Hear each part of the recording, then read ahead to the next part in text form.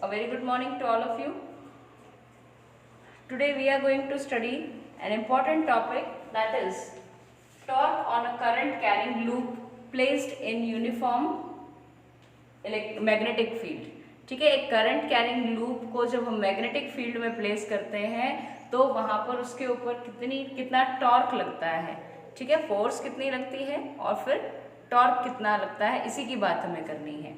ठीक है, हमने इससे लास्ट टॉपिक में क्या पढ़ा था कि कोई भी दो करंट कैरिंग कंडक्टर्स हों, उन दोनों करंट कैरिंग कंडक्टर्स में अगर करंट सेम डायरेक्शन में जा रहा है तो वो दोनों एक दूसरे को अट्रैक्ट करते हैं. उन पर फोर्स इस तरह से लगती है कि वो दोनों एक दूसरे को अट्रैक्ट करते हैं. और जब वही उन्हीं दोनों कंडक्टर पैरेलल इनफाइनाइट कंडक्टर्स में करंट ऑपोजिट डायरेक्शन में मूव कर रहा हो तो वही दोनों कंडक्टर्स एक दूसरे को रिपेल करते हैं. और उसके बाद हमने डिफाइन किया था कि एम्पियर क्या होता है.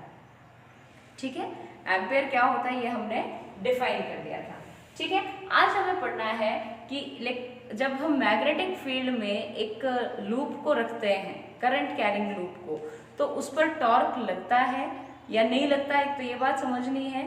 दूसरी बात ये समझनी है कि वहां पर कोई फोर्स भी लगती है या नहीं लगती है. ठीक है, और करंट कैरिंग लूप है तो ऑफकोर्स सी बात है कि करंट कैरिंग कंडक्टर है और उसको आपने उसमें मैग्नेटिक फील्ड में रख दिया तो फोर्स तो लगनी चाहिए उस पर, लेकिन लगती है या नहीं लगती है अभी हम देख लेते हैं. ठीक है, तो हम क्या कंसिडर करें कि एक लूप है, मान लीजिए ये लूप है. ठीक है, this is loop P, Q, R and S. ठीक है, ये PQRS लूप है और इस PQRS लूप पे इसको आपके नोट्स के अकॉर्डिंग कर देते हैं. एक minute. It is like PQR and S. ठीक है, ये एक लूप है जिसमें कि करंट मूव कर रहा है इन दिस डायरेक्शन, यहाँ से क्लॉकवाइज डायरेक्शन में करंट मूव कर रहा है. ठीक है, ये रेक्टेंगुलर लूप है और रेक्टेंगुलर लूप की दोनों साइड्स की लेंथ हम बताते हैं. ये लेंथ है इसकी B और मान लेते हैं कि ये यहाँ से यहाँ तक की लेंथ है इसकी A. ठीक है, इसमें करंट मूव कर रहा है, I करंट मूव कर रहा है. ठीक, इस I करंट के मोशन की वजह से यूं कहिए कि अब इसके अंदर कुछ करंट जा रहा है, इस लाइन में भी, इस साइड में भी, इस साइड में भी और इस साइड में भी. ये लूप PQRS हमने कहाँ रख दी, इसको हम रख देते हैं एक मैग्नेटिक फील्ड में. ये लूप, इसके आसपास एक मैग्नेटिक फील्ड हमने बना दिया, uniform magnetic field. Remember the word is uniform magnetic field. Word क्या है? Uniform magnetic field. Cross type field बनाया है, इसका मतलब फील्ड कैसे है, फील्ड ऐसे है यूं अंदर. ठीक है, और इसके अंदर हमने इस तरह से इस लूप को प्लेस किया है. ठीक है, अब हमें फाइंड आउट करना है कि इस लूप पर पहली बात तो फोर्स लगेगी कुछ या नहीं लगेगी. दूसरी बात टॉर्क लगेगा या नहीं लगेगा. ठीक है, टॉर्क क्या होता है एक्चुअल में? टॉर्क जब रोटेशनल मोशन हम पढ़ते हैं तो रोटेशनल मोशन में जो काम लीनियर मोशन में जो काम फोर्स का होता है वही काम टॉर्क का होता है इन रोटेशनल मोशन. जैसे आपका डोर है, आप डोर को कोने से धक्का मारिए तो डोर टर्न हो जाएगा. ठीक है, तो इसी तरह से टॉर्क क्या करता है, टर्निंग इफेक्ट प्रोड्यूस करता है किसी भी बॉडी में.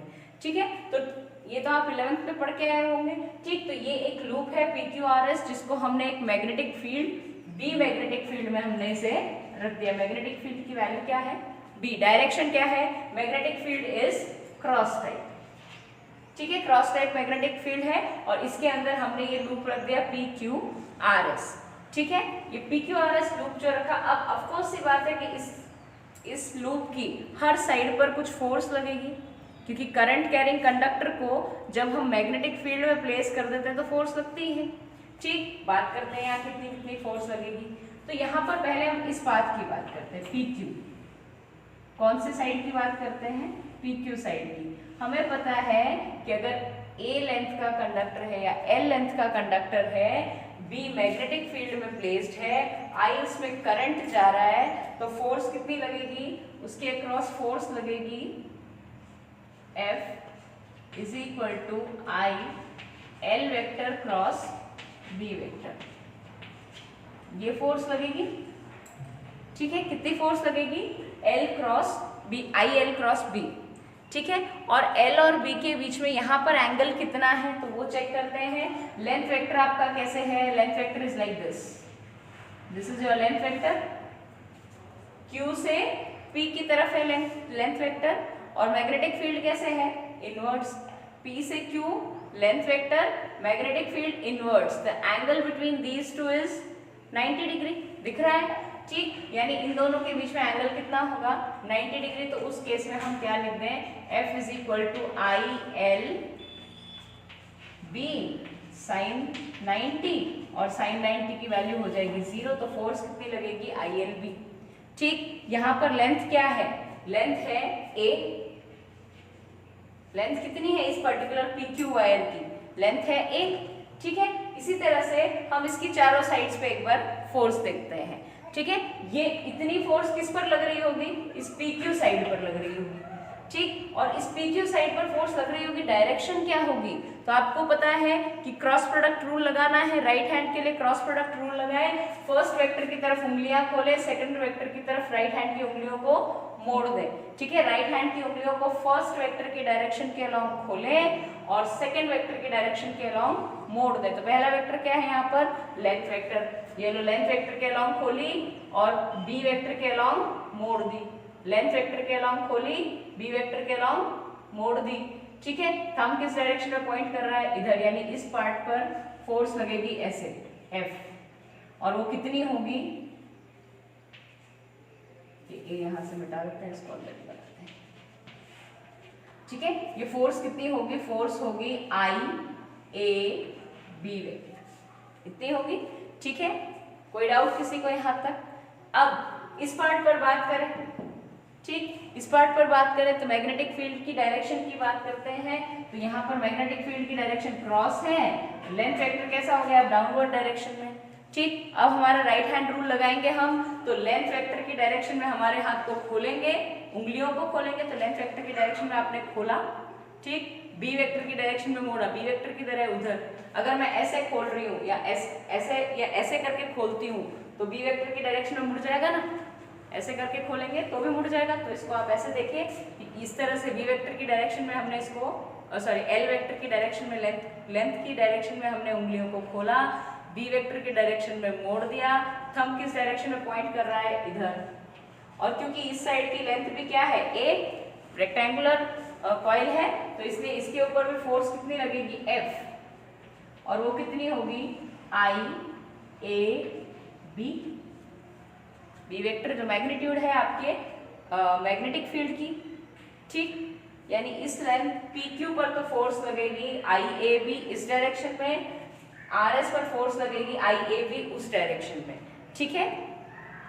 तीसरी बात, PS की बात करें तो PS में भी लेंथ वेक्टर किधर होगा, करंट की डायरेक्शन में, तो लेंथ वेक्टर की डायरेक्शन में उंगलियों को खोला, बी वेक्टर की डायरेक्शन में उंगलियों को मोड़ दिया राइट हैंड की, तो थंब क्या दे रहा है, डायरेक्शन ऑफ फोर्स, तो दैट इज यहाँ पर फोर्स लगेगी F is equal to I into, यहाँ पर लेंथ कितनी है इसकी, B into magnetic field B।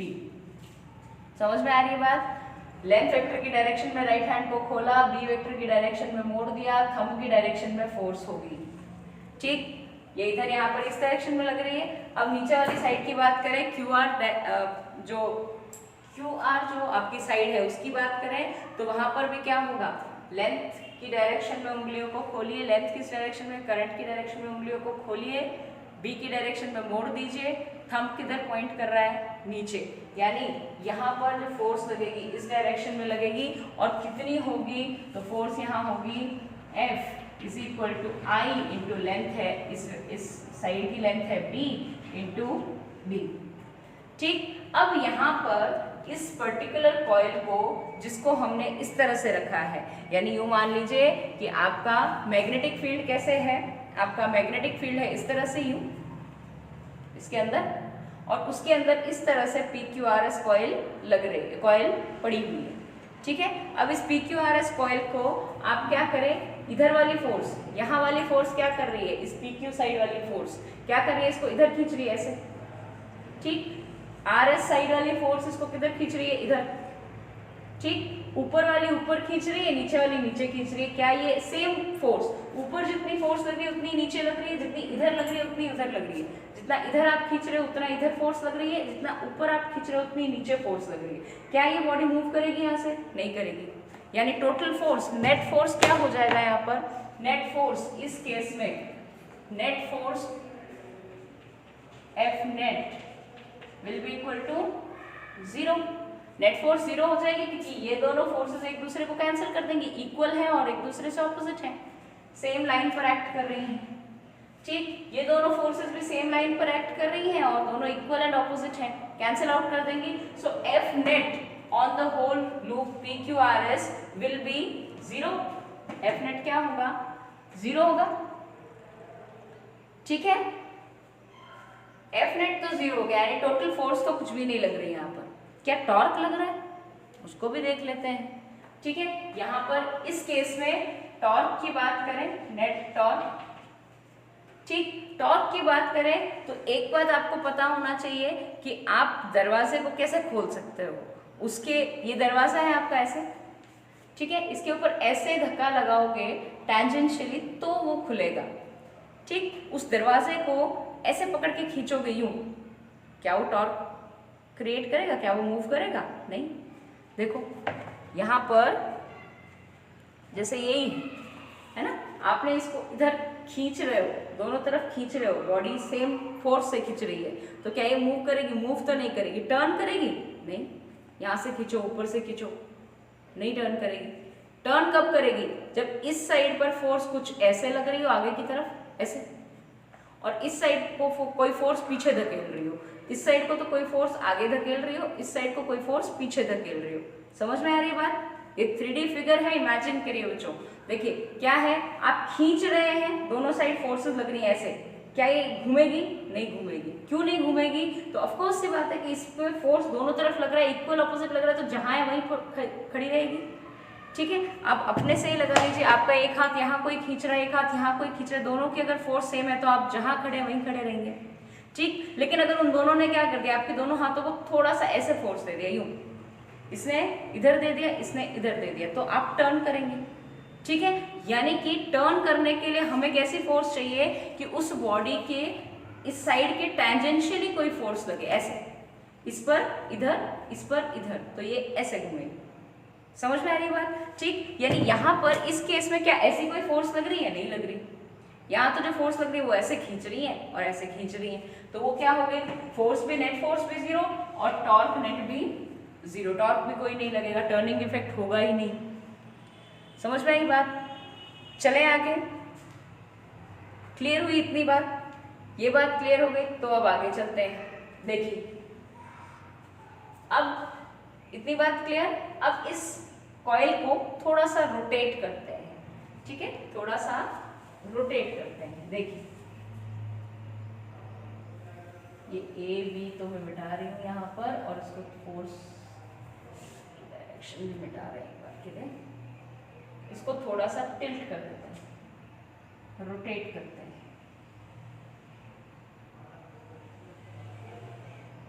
क्या किया, इस कॉइल को थोड़ा सा रोटेट कर दिया हमने क्या किया, इस कॉइल को थोड़ा सा रोटेट किया। कितना रोटेट किया? तो ये पी जो यहाँ पर था, ऐसे थी कॉइल, कॉइल कैसे थी? ऐसे थी। ठीक, हमने थोड़ा सा रोटेट कर दिया। ये क्या थी? ऐसे थी, हमने थोड़ा सा ऐसे रोटेट कर दिया। क्या किया? कॉइल ऐसे थी, ठीक है, आपको देखने में दिखेगी, ऊपर से अगर देखोगे तो ऐसे दिखेगी। कॉइल ऐसे थी और आपने थोड़ा सा रोटेट कर दिया तो कुछ एंगल बना। ठीक है, वो जो एंगल है, अगर वो एंगल है थीटा, आपने इसको रोटेट किया तो P यहाँ पर आ गया, P डैश कह देते हैं इसको, ये S यहाँ आ गया, ये Q यहाँ आ गया और R यहाँ आ गया। ठीक है, और कॉइल जो है वो हमने इस एक्सिस के अबाउट रोटेट कर दी, इस मिडल एक्सिस के अबाउट हमने क्या कर दिया, कॉइल को रोटेट कर दिया। We have rotated the coil along the mid axis. इस कॉइल को हमने किसके अबाउट रोटेट किया? इस मिड एक्सिस के अबाउट, इसकी मिड एक्सिस के अबाउट रोटेट किया। समझ में आ रही बात? ठीक है, इस मिड एक्सिस के अबाउट रोटेट किया है, तो ये एंगल अगर थीटा है, हमने कितने एंगल से रोटेट किया है इसको, थीटा एंगल से, ठीक है, कितने एंगल से रोटेट किया है, थीटा एंगल से रोटेट किया है, ठीक है। तो यहाँ पर अब देखो करंट की डायरेक्शन क्या थी, वही रखते हैं, ये और ये, ठीक है। अब यहाँ पर फोर्स की बात करते हैं, ठीक है, अब थोड़ी सी टिल्ट हो गई है, अब यहाँ पर फोर्स की बात करते हैं, तो इस साइड पर और इस साइड पर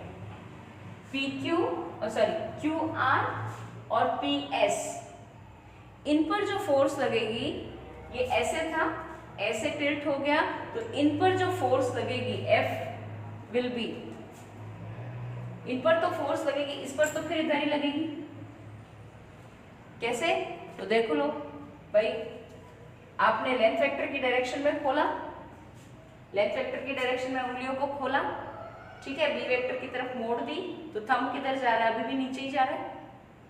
एल वेक्टर की डायरेक्शन में खोली, बी वेक्टर की तरफ मोड़ दी, तो फिर अब थंब किधर जा रहा है, नीचे ही जा रहा है, तो यहाँ पर तो फोर्स इतनी ही लगेगी, आई बी इंटू बी, ठीक। यहाँ पर भी फोर्स अपवर्ड डायरेक्शन में, इस डायरेक्शन में यहाँ पर भी ऐसे ही लगेगी फोर्स, ठीक है, और इस पॉइंट ये यहाँ पर शो कर रहे हैं फोर्स आपकी F, इधर पे फोर्स लगेगी आई बी इंटू बी, यहाँ पर भी इतनी ही फोर्स लगेगी डाउनवर्ड डायरेक्शन में, ठीक है।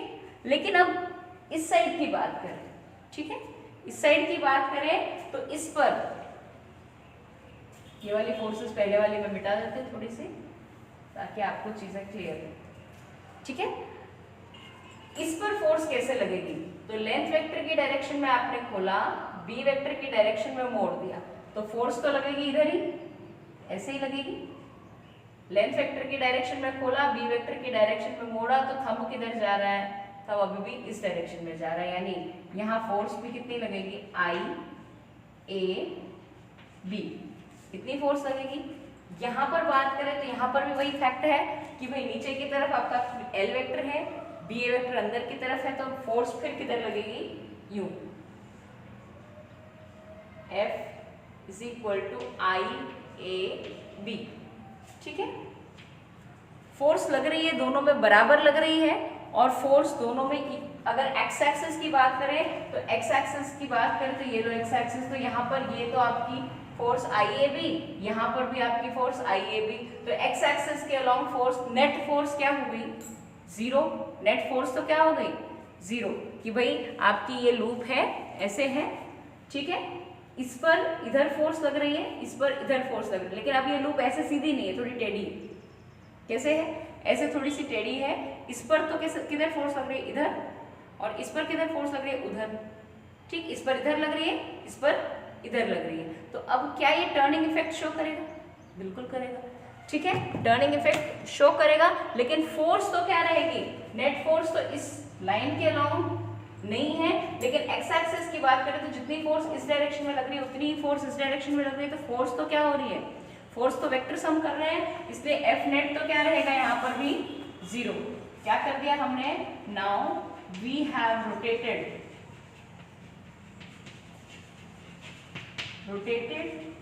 The loop PQRS by angle theta, कितने एंगल से रोटेट किया हमने, एंगल थीटा से, ठीक है, थीटा एंगल से रोटेट कर दी, तो F नेट तो क्या रहा, नेट फोर्स तो क्या रही यहाँ पर, जीरो, क्यों, क्योंकि F एक्स एक्सिस के अलोंग भी जीरो है, एक्स एक्सिस के अलोंग, तो ये एक्स एक्सिस, एक फोर्स इधर, एक फोर्स इधर, नेट फोर्स जीरो, ठीक, F वाई वो भी जीरो, वाई एक्सिस के अलोंग भी फोर्स जीरो, जितनी फोर्स उधर लग रही है उतनी फोर्स उतनी ही 180 डिग्री एंगल पे लग रही है, तो वो भी फोर्स क्या हो गई, जीरो, ठीक है। अब F net is equal to तो जीरो है, लेकिन torque net will not be equal to zero, not be zero, zero क्यों नहीं होगा अब यहाँ पर, तो ये सीधी सी बात है कि भाई पहले तो आपकी लूप ऐसे थी सीधी सीधी, और ये यहाँ खिंच रहा था, ये यहाँ खिंच रहा था, ठीक है। अब लूप थोड़ी सी टेढ़ी हो गई, क्या हो गई, लूप थोड़ी सी टेढ़ी हो गई, ठीक है। टेढ़ी हुई तो अब ये हिस्सा इधर खींचेगा और ये हिस्सा इधर खींचेगा, तो क्या होगा, देखो ये हिस्सा इधर, ये हिस्सा इधर, क्या ये टर्न होगी, होगी कि नहीं होगी, ऑफ कोर्स होगी। तो यहाँ पर अब इसके कुछ टर्निंग इफेक्ट आ जाएगा, ठीक है। तो यहाँ पर ये लूप थी आपकी, इस लूप में यहाँ पर इस पॉइंट पर तो फोर्स लगी इधर, इस पॉइंट पर फोर्स लगी इधर, तो टर्न हो गई, ऐसे टर्न हो गई, ठीक है। तो ये टर्न जो हो गई, इस वजह से टॉर्क अब आपको कुछ मिलेगा, और कितना मिलेगा उसकी वैल्यू हम अभी फाइंड आउट कर लेते हैं, ठीक है। यानी टॉर्क 0 तो नहीं होगा, ठीक है। तो टॉर्क की वैल्यू कितनी आएगी, टॉर्क होता क्या है, तो टॉर्क होता है force multiplied by perpendicular distance, क्या होता है, force multiplied by perpendicular distance, ठीक है। अब इसी चीज को, ये जो चीज हमने बनाई, इसी को हम एक बार टॉप व्यू से देखते हैं, मतलब ऊपर से आपको कैसा दिखेगा, ठीक है। ऊपर से देखेंगे तो कैसा दिखेगा, तो ये वाली बात तो आपको क्लियर हो गई होगी, टॉर्क नेट 0 नहीं होगा, और फोर्स भी, फोर्स तो 0 होगी लेकिन टॉर्क 0 नहीं होगा, ठीक। उस टॉर्क की वैल्यू निकालने के लिए हम फॉर्मूला तो यही लगाएंगे, फोर्स इनटू परपेंडिकुलर डिस्टेंस, ठीक। लेकिन उससे पहले हम एक बार इसको ऊपर से देख लेते हैं। ऊपर से देखने का मतलब कि ये आपकी लूप है, आप ऊपर से देखोगे तो आपको केवल कौन सा हिस्सा दिखेगा, PS वाला हिस्सा दिखेगा। आप ऊपर से देखेंगे तो इस लूप का केवल ये वाला हिस्सा दिखेगा आपको, और यही हिस्सा टर्न हो रहा है, तो उस लाइन के अलाउंग हम देखते हैं एक बार, ठीक है। तो देखो,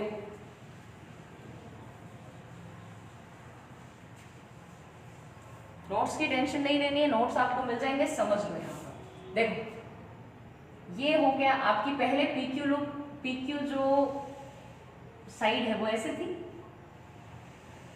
ये थी, ये वायर PQ था आपका, ये PQ नहीं, PS, ठीक है। ये PS वायर पहले ऊपर से देखोगे भाई, यहाँ पे तुम ऊपर खड़े हो जाओ, यहाँ खड़े हो गए तो वो चीज कैसे दिखेगी, तुमको ऐसे दिखेगी, यूं एक लाइन दिखेगी, नीचे के वायर थोड़ी दिखेंगे, वो लाइन दिखी। अब आपने उसको घुमा दिया, थोड़ा सा टिल्ट कर दिया। अब टिल्ट करने का मतलब आपने इसको कैसे घुमाया, ऐसे घुमा दिया। अब जो पोजीशन आ गई आपकी वो ऐसे आ गई, ठीक।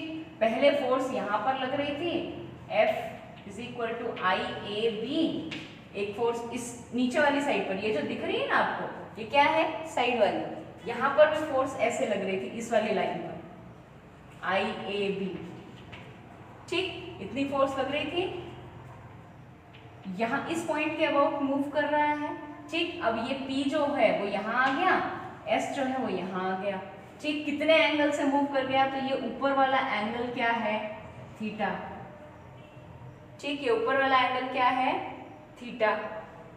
यहां पर फोर्स कैसे लग रही है, तो जितनी यहां लग रही थी वही फोर्स यहां लग रही है, लेकिन ये ऐसे लग रही है। अब F = IAB, और यहाँ पर ये फोर्स ऐसे लग रही है, U, F = IAB।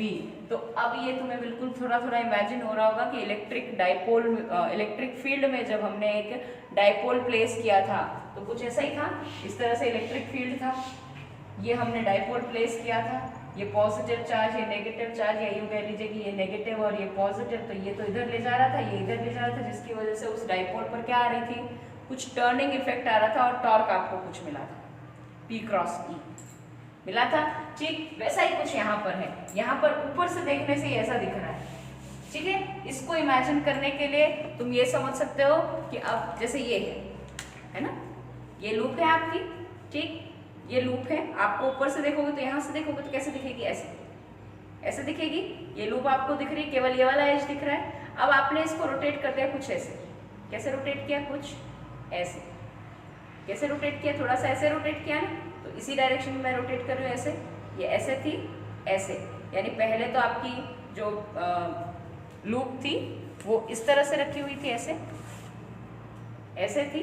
अब आपने उसको थोड़ा सा रोटेट करके ऐसे कर दिया, ठीक है, ऐसे कर दिया, तो कुछ एंगल बना ना इसके और इसके बीच में, वही एंगल है आपका थीटा, ठीक है, वो एंगल थीटा है। और अब यहाँ पर ये फोर्स लग रही है IAB और ये फोर्स लग रही है, ये भी है IAB।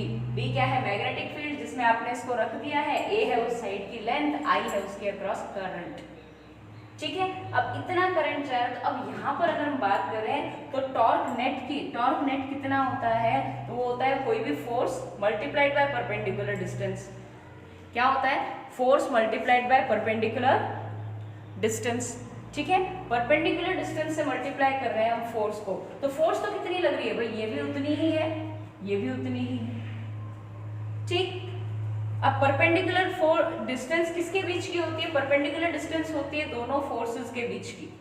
तो यहाँ पर एक फोर्स तो यहाँ है और दूसरी फोर्स यहाँ है। तो अगर मैं इसको ऐसे करना चाहूँ, ऐसे अगर एक ट्राइंगल बनाना चाहूँ यहाँ पर, तो क्या ये जो डिस्टेंस है ये परपेंडिकुलर डिस्टेंस नहीं होगी दोनों फोर्सेस के बीच की?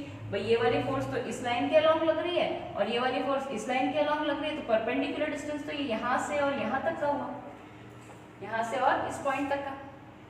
ठीक, और इसको फाइंड आउट करने के लिए ये एंगल अगर थीटा है तो क्या ये एंगल भी थीटा होगा? कॉस होगा। पैरेलल लाइन दिख रही है। ठीक है, ये थीटा है तो ये भी थीटा होगा, तो ये भी थीटा है। ठीक, अब ये लेंथ कितनी है? तो ये PS की लेंथ कितनी है? PS किस लंबाई की थी? तो B लेंथ की थी PS।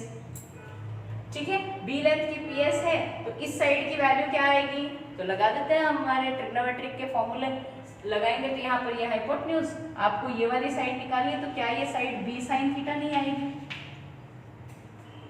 ये वाली साइड B sin थीटा नहीं आएगी। Hypotenuse multiplied by sin theta is equal to base, sorry perpendicular, base नहीं परपेंडिकुलर। ठीक है, यही आएगा। तो यहाँ से मैं चाहूँ तो मैं सीधे सीधे कैसे निकाल सकती हूँ? Torque net is equal to force. Force कितनी है? I into A into B। दोनों सेम फोर्स है तो दोनों में से कोई भी फोर्स ले ले, एक ही फोर्स लेनी है। तो फोर्स है I into A into B multiplied by perpendicular distance. Perpendicular distance कितना है? B sin theta. Perpendicular distance कितना है? B sin theta. तो यहाँ पर ये वैल्यू आपके पास आ जाएगी टॉर्क नेट। नेट टॉर्क कितना आएगा? I into A into small b into capital B sin theta. ठीक, अब A इंटू B क्या होगा? A इंटू B, A क्या है? इस रेक्टेंगुलर लूप की लेंथ और B क्या है? इस रेक्टेंगुलर लूप की ब्रेड्थ। तो ये क्या हो जाएगा? A इंटू B को मैं क्या एरिया ऑफ लूप कह सकती हूँ? इस रेक्टेंगुलर लूप का एरिया कह सकते हैं। ठीक, तो इसी को मैं ऐसे लिख सकते हूँ। It can be written as torque net, net torque is equal to I, है ना, और A is area of loop, B sin theta, जहां पर A क्या है? This is A into small b, that is area of loop, area of loop, loop का एरिया है। समझ में एक बात? यानी टॉर्क जो लग रहा है वो किस किस बात पर डिपेंड कर रहा है कि करंट कितना जा रहा है उस कंडक्टर के लूप के अक्रॉस। A एरिया कितना है लूप का, B कितने मैग्नेटिक फील्ड में वो रखा है, और साथ में है एंगल थीटा, कितने डिग्री से आपने उसको रोटेट किया है या कितने रेडियन से आपने उस पर्टिकुलर कॉइल को रोटेट किया है। क्लियर हुई बात बच्चों या नहीं हुई? क्लियर हुई बात या नहीं हुई? ठीक है, इसी चीज को अगर आप एनसीईआरटी में देखेंगे तो एक बार वो भी सुन लीजिए। एनसीईआरटी वालों ने क्या किया है? दो टॉर्क यूज करे। दो टॉर्क यानी एक तो इन्होंने परपेंडिकुलर डिस्टेंस, ये मैंने तो पूरी परपेंडिकुलर डिस्टेंस ले ली, उन्होंने आधी आधी यूज करी। पहले तो ये इतनी और फिर ये यहाँ से यहाँ तक की डिस्टेंस ये, तो इसको उन्होंने कहा है b/2 sin थीटा और इसको भी उन्होंने कहा है b/2 sin थीटा। तो यही फोर्स उसके साथ b/2 sin थीटा, इसका टॉर्क, ठीक, यही फोर्स IAB और इस b sin थीटा इससे कैसा b/2 sin थीटा इसके साथ मल्टीप्लाई किया है। तो ये वाला आपकी अलग टॉर्क आ गया, ये वाला अलग टॉर्क आ गया। और क्योंकि ये टॉर्क भी कैसे है, इधर से इधर घुमाएगा इसको, ये टॉर्क भी क्या करेगा, इधर से इधर, सेम डायरेक्शन आ रही है ना, इसलिए दोनों टॉर्क को उन्होंने ऐड कर दिया है। ठीक है, नहीं समझ में आ रहा है एक बार इसको नोट कर ले, फिर इसके आगे बात करते हैं। जिनको ये इजी लगता है वो ये भी कर सकते हैं। ये नोट कर लीजिए बच्चों, फिर इसके आगे बात करते हैं। जो आपकी टेक्स्ट बुक में किया हुआ है उसको भी समझ लेगा।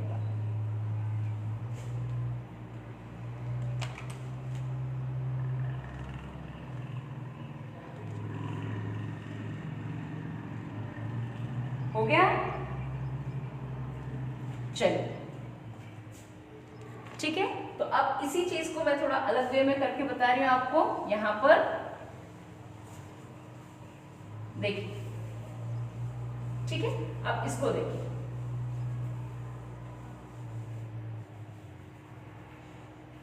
ठीक है, टर्निंग इफेक्ट जो होता है, टर्निंग इफेक्ट किसके अबाउट है? इस पॉइंट के अबाउट, इस मिड पॉइंट के अबाउट। ठीक है, अब इस मिड पॉइंट के अबाउट अगर टर्निंग इफेक्ट है तो सीधी सी बात है कि परपेंडिकुलर डिस्टेंस जो हम लेंगे यहां पर, ठीक है, इस फोर्स के लिए तो परपेंडिकुलर टर्निंग जो आपका रोटेटिंग पॉइंट है, रोटेटिंग एक्सिस है, उस रोटेटिंग एक्सिस से परपेंडिकुलर डिस्टेंस होता है वैसे बेसिकली। ठीक है, ये तो डेरिवेशन आसान करने के लिए हमने दोनों फोर्सेस के बीच का परपेंडिकुलर डिस्टेंस ले लिया, लेकिन एनसीईआरटी क्या कहती है कि आपकी जो एक्सिस ऑफ रोटेशन है, यहाँ पर एक्सिस ऑफ रोटेशन कौन सी है? ये बीच वाली, जो कि यहाँ पर होगी इस टाइप से, क्रॉस टाइप अगर मैं यहाँ पर दिखाऊं तो चल जाएगा। ठीक, इस टाइप की होगी और इस टाइप से एक्सिस ऑफ रोटेशन है, तो फिर यहाँ पर ये इसकी ये जो परपेंडिकुलर डिस्टेंस है इस फोर्स का उस एक्सिस ऑफ रोटेशन से, तो इस फोर्स का एक्सिस ऑफ रोटेशन से ये डिस्टेंस होगा ये वाला। ठीक, और इस फोर्स का ये यहाँ पर जो फोर्स थी F is equal to IAB, इसका जो एक्सिस ऑफ रोटेशन से डिस्टेंस है वो ये वाला है। ठीक, तो ये लेंथ कितनी हुई? मिड पॉइंट से रोटेट कर रहा है तो ये लेंथ हो गई b/2 और यहाँ पर भी ये लेंथ हो गई b/2। ठीक, ये एंगल थीटा तो अगेन ये एंगल थीटा हो जाएगा। ठीक, ये एंगल अगर थीटा है तो ऑफ कोर्स सी बात है ये जो डिस्टेंस आएगा ये आपके पास क्या आएगा? b/2 sin थीटा, क्योंकि अब ये लेंथ कितनी है? b/2 sin theta. ठीक, इस पार्ट की बात करें तो ये एंगल अगर थीटा है तो ऑफ कोर्स सी बात है ये वाला एंगल भी थीटा होगा। क्या होगा? ये वाला एंगल भी थीटा होगा ज्योमेट्री से। ठीक है, तो यहाँ पर ये एंगल अगर थीटा है तो ये परपेंडिकुलर डिस्टेंस भी कितनी आएगी आपके पास? ये यहाँ से और इस फोर्स तक की परपेंडिकुलर डिस्टेंस, फोर्स यहाँ लग रही है तो ये परपेंडिकुलर डिस्टेंस तो यही हुई, तो ये भी आपके पास आ जाएगी b/2 sin थीटा। कितनी आ जाएगी? b/2 sin theta. अब क्योंकि ये जो टॉर्क लग रहा है यहाँ पर, ये इसको ऐसे घुमाएगा और ये जो टॉर्क लग रहा है यहाँ पर, ये इसको ऐसे घुमाएगा। क्या कर रहा है? ये इसको इधर खींच रहा है तो ये इधर घुमा देगा और ये क्या कर रहा है? उधर खींच रहा है तो ये इधर घुमा देगा। ठीक, तो इस तरह से टर्निंग इफेक्ट देगा। तो ये टॉर्क की डायरेक्शन तो सेम ही है ना भाई, ये भी क्लॉकवाइज आ रहा है और ये भी क्लॉकवाइज ही जा रहा है। ठीक है, तो तब आपकी टेक्स्ट बुक में कैसे दे रखा है? Tau net is equal to force F, इसको कहा है F1, इसको भी F1 ही कहा है उन्होंने। ठीक है, तो उसमें उन्होंने क्या लिखा है? F इंटू परपेंडिकुलर डिस्टेंस, एक का परपेंडिकुलर डिस्टेंस क्या लिखा? b/2 sin theta. ठीक, प्लस दूसरा टॉर्क भी ऐड किया जो इसकी वजह से आ रहा है, that is F into b/2 sin theta, कुछ ऐसा किया है। ठीक, अब इन दोनों को जोड़ोगे तो दो क्वांटिटीज हैं, दोनों सिमिलर है, तो 2 into F into b/2 sin theta करोगे, इसका ट्वाइस कर दोगे या सिंपली ऐड करेंगे। ठीक है, तो ट्वाइस कर देंगे तो यहां से ये कैंसिल, तो ये क्या आ जाएगी? FB sin theta. ठीक है, और F की वैल्यू सब्स्टिट्यूट करिए, F की वैल्यू कितनी है? IAB, ये सब्स्टिट्यूट करेंगे तो ये क्या आ जाएगा? I into A into B into B sin theta, ये आएगा टॉर्क नेट। ठीक, और A और B मल्टीप्लाई हुआ है तो इसको एरिया लिख दें, तो इसलिए टॉर्क नेट क्या आ जाएगा आपके पास? Torque net is equal to IAB sin theta, जहां पर A क्या है? A is area of loop, B is magnetic field in which the loop is placed, and I is current in the loop. I क्या है? Current है loop में। और theta क्या है? अब थीटा, अभी तक तो हम थीटा को क्या कहते आ रहे थे? इस लूप को टर्न किया उसके बीच का एंगल, लेकिन अब प्रॉपर तरीके से समझिए कि ये थीटा है क्या। तो थीटा क्या है आपका? थीटा है angle between A vector and B vector. किस किस के बीच का एंगल है? ए वेक्टर और बी वेक्टर। यहां तक फटाफट नोट कर ले, फिर आगे चलते हैं।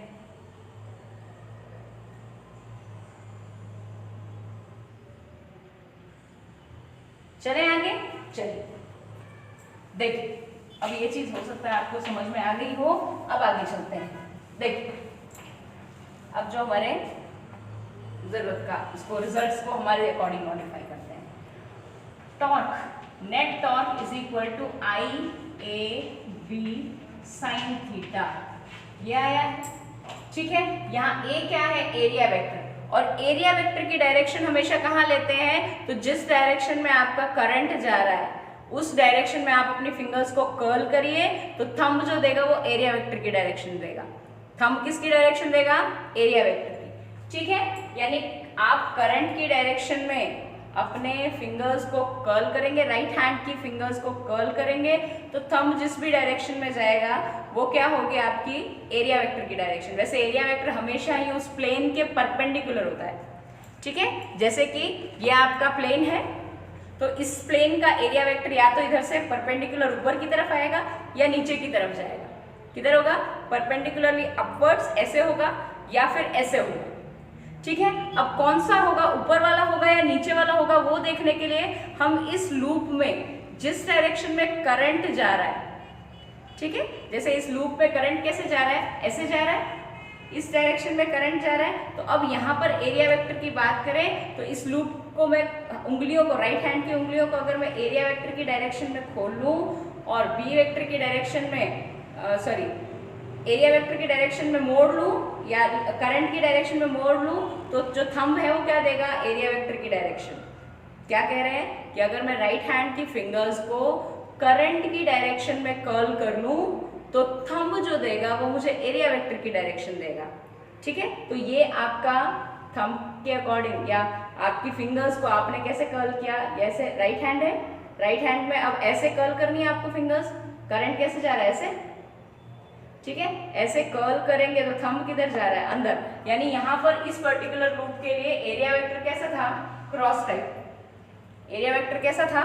क्रॉस टाइप, ठीक है। यहाँ पर भी एरिया वेक्टर भी किसकी डायरेक्शन में आया? वहां पर जब ये पी क्यू आर एस इसके ऐसे खड़ी थी तब तो वो बी की डायरेक्शन में था, ठीक है। अब यहाँ इस एरिया वेक्टर के साथ साथ समझ ले जो क्वांटिटी है I into A, current into area vector, ये क्वांटिटी इसको हम कहते हैं M, that is magnetic dipole moment. क्या कहते हैं? It is called magnetic dipole moment. कुछ याद आ रहा होगा आपने जब इलेक्ट्रोस्टैटिक्स पढ़ा था तो उसमें इलेक्ट्रिक डायपोल मोमेंट पढ़ा था, और इलेक्ट्रिक डायपोल मोमेंट को आपने क्या कहा था? पी क्रॉस उस डायपोल मोमेंट को आपने पी कहा था, ठीक है। यहाँ पर मैग्नेट के अलॉन्ग एक लूप भी मैग्नेट की तरह बिहेव करता है और उसके अंदर भी एक मैग्नेटिक डायपोल मोमेंट जनरेट होती है, और उसको हम किसके इक्वल लेते हैं? उस लूप के अंदर जो करंट फ्लो रहा है वो मल्टीप्लाइड बाय एरिया वेक्टर, ठीक। और ये मैग्नेटिक मोमेंट एक वेक्टर क्वांटिटी होती है, एम इज वेक्टर क्वांटिटी, ठीक है। मैग्नेटिक मोमेंट वेक्टर क्वांटिटी है तो आई इंटू ए, एरिया वेक्टर की डायरेक्शन में ही मिलेगी आपको हमेशा मैग्नेटिक मोमेंट। एरिया वेक्टर की डायरेक्शन में क्या मिलेगी? मैग्नेटिक मोमेंट, ठीक है। अब ये जो मैग्नेटिक मोमेंट मिल रही है, यानी जैसे हमने करंट के लिए डायरेक्शन निकाली ना, एरिया वेक्टर के लिए डायरेक्शन निकाली, करंट की डायरेक्शन में फिंगर्स को कर्ल किया, थंब जो डायरेक्शन दे रहा था वो एरिया वेक्टर की थी, ऐसे ही यहाँ पर मैग्नेटिक मोमेंट की डायरेक्शन में किसकी डायरेक्शन में आएगी? एरिया वेक्टर की डायरेक्शन में, ठीक है। अब देखो आपने इस लूप को क्या किया, तो I इंटू ए की जगह इस लूप को हमने ऐसे रखी थी, पहले ऐसे थी, हमने ऐसे रोटेट किया तो एरिया वेक्टर भी किसी एंगल से रोटेट हुआ था। भाई यहाँ पर एरिया वेक्टर पहले कैसे था? ऐसे, कैसे था भाई? इसके अलॉन्ग हमने किया तो ऐसे फिंगर्स को पकड़ा और ये ऊपर, ठीक। अब हमने क्या किया? इसको थोड़ा सा टिल्ट करा, ठीक है, रोटेट किया तो एरिया वेक्टर ऐसे था, तुम रोटेट करोगे तो एरिया वेक्टर भी मूव करेगा, पहले एरिया वेक्टर ऐसे था, अब इस तरह से मूव कर दिया, ये जो एंगल बन गया, ठीक है, यहाँ पर पहले एरिया वेक्टर आपका ऐसे था, यहाँ था, अब आपने इसको रोटेट किया तो एरिया वेक्टर भी मूव कर गया, तो एरिया वेक्टर यहाँ था पहले, अब यहाँ मूव कर गया, कुछ एंगल से रोटेट कर गया, वही एंगल है थीटा, वही एंगल क्या है, थीटा, ठीक है। तो यहाँ पर आप ये भी कह सकते हैं कि थीटा है angle between magnetic dipole moment and magnetic field, ये भी कह सकते हैं। आई ए को मैं क्या लिख सकती हूँ, एम, तो torque net torque is equal to M vector या M into B into sine theta, जहां है एम है मैग्नेटिक मोमेंट, बी है मैग्नेटिक फील्ड और साइन थीटा है एंगल है मैग्नेटिक मोमेंट और बी के बीच। तो मैं इसको ऐसे भी लिख सकती हूँ, torque net is equal to M vector cross B vector, क्योंकि हमें पता है कि दो वेक्टर्स का क्रॉस प्रोडक्ट होता है तो ही साइन थीटा लगता है वहां पर। यहाँ पर इसको मैं ऐसे लिख सकती हूँ, M vector cross B vector, magnetic moment cross magnetic field. तो क्या ये बिल्कुल वैसा नहीं है जैसा आपके इलेक्ट्रिक फील्ड में आया था? इलेक्ट्रिक फील्ड में क्या आया था?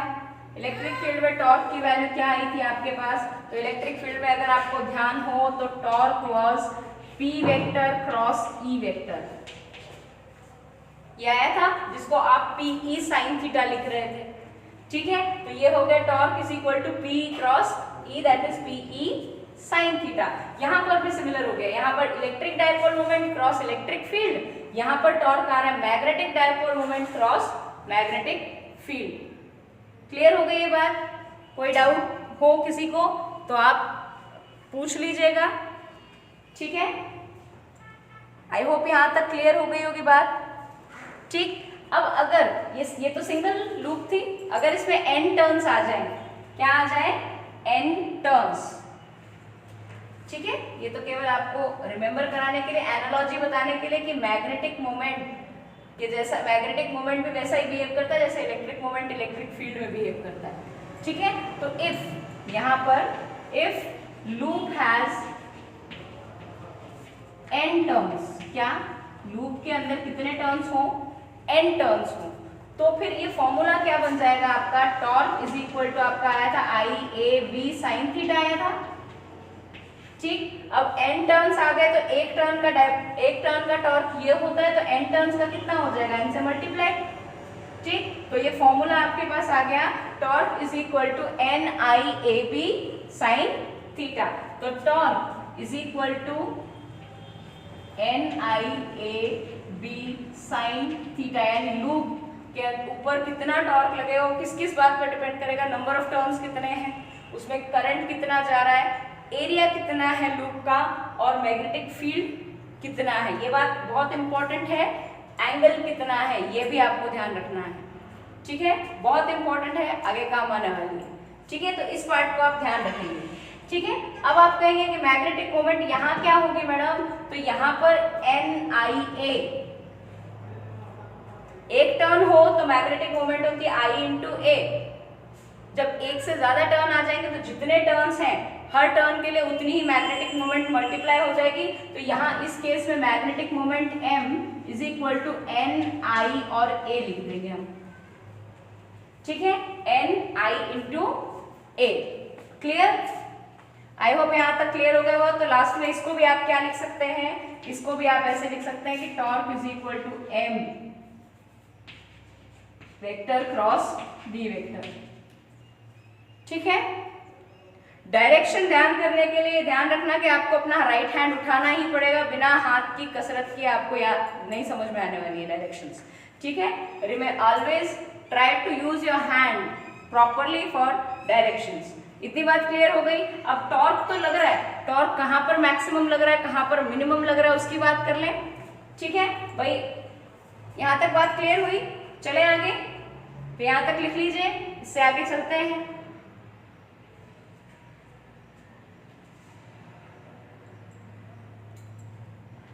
ठीक है, चलिए आगे देखते हैं।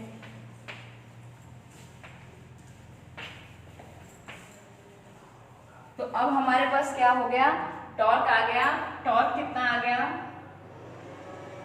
NIAB साइन थीटा, या यूँ कह लीजिए कि इसको मैं कह दूँ MB साइन थीटा। ये टॉर्क आ गया। ठीक, अब ये टॉर्क नेट की वैल्यू आ रही है। ठीक है, इतनी वैल्यू आ रही है। अब टॉर्क नेट जो है ये क्या हो जाएगा आपके पास, ये हो जाएगा टो इज इक्वल टू, अब यहाँ पर टो की वैल्यू मैक्सिमम कब आएगी, टो मैक्सिमम कितना होगा और कितनी आएगी वैल्यू। ठीक है, तो tau maximum will be equal to कब होगा, तो नंबर ऑफ टर्न्स आपने एक बार फिक्स कर दिए, आई फिक्स कर दिया, ए फिक्स कर दिया, बी फिक्स कर दिया। अगर ये सारी चीजें फिक्स हैं तो एम भी तो हो गया फिक्स। किस पर डिपेंड करेगा, थीटा पर, यानी टॉर्क मैक्सिमम कब होगा, जब थीटा होगा आपका 90 डिग्री, थीटा होगा 90 डिग्री, या यूं कह लूं मैं कि साइन थीटा मैक्सिमम हो, साइन थीटा मैक्सिमम हो, और कितना हो साइन थीटा मैक्सिमम 1, और ये मैक्सिमम 1 हो तो थीटा की वैल्यू क्या होगी 90 डिग्री, थीटा की वैल्यू क्या होगी 90 डिग्री। यानी कि अगर मैग्नेटिक मोमेंट और बी वेक्टर के बीच में एंगल 90 डिग्री हो तब तो क्या हो जाएगा, टॉर्क विल बी मैक्सिमम, और मैक्सिमम होगा कितना, टो मैक्सिमम होगा कितना, तो ये हो जाएगा आपका N I A into B, that is M B,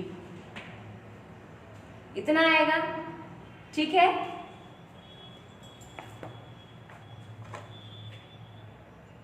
ठीक, यानी कि यहां पर हुआ क्या, यहां पर magnetic moment is perpendicular to B, then you get the torque is maximum and the value is NIAB, that is M vector B vector। ठीक है, चले आगे। अब टॉर्क मिनिमम कब होगा, ये तो मैक्सिमम, यहां पर तो maximum value of torque,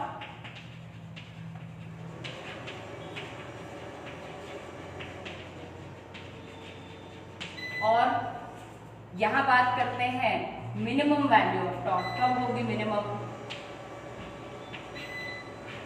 minimum value of torque, torque की मिनिमम वैल्यू क्या होगी,